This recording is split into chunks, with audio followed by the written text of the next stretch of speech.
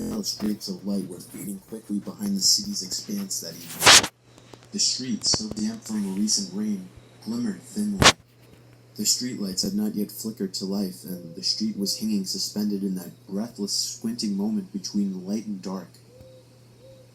I was on my way home from what had been a difficult job, leaving me exhausted and grim. I took long steps, my hands balled into fists that were shoved deep into my pockets. It was chilly, not a biting cold, but a murmuring one. A cold that sent its pallid hands lightly creeping along your skin. Whispers of touch that raised goose pimples, hair, and suspicion.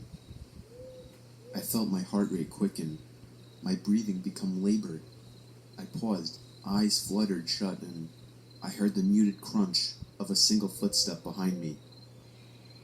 Then nothing. There was someone following me. I set off at a dead run, all springs and gears turning, and now there was no mistaking it. I most certainly had a pursuer. I didn't look back, I only ran. My feet slapped the pavement hard, jarring.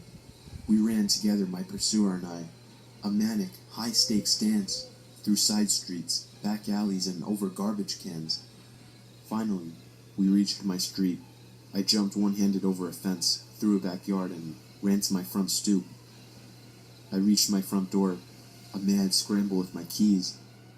I knew if I could only make it to the basement before I was caught, I would be home free.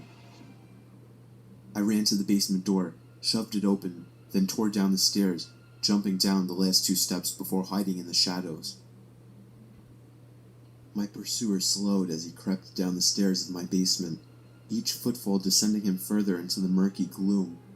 A weak ray of light shining down the basement stairs allowed me to see my pursuer's hand, brushing and feeling his way along the cold basement wall, searching for a light switch.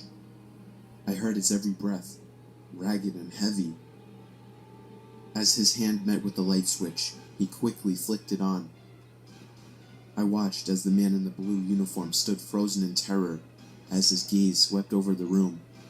From the blood-stained walls to the gory freezer in the corner, to what was left of my previous dinner on the surgical table.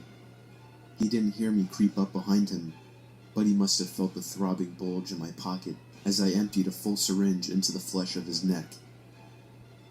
"Well, officer?" I whispered into the policeman's ear as his body went limp. "Looks like you've solved this case." A maniacal grin crept its way across my lips.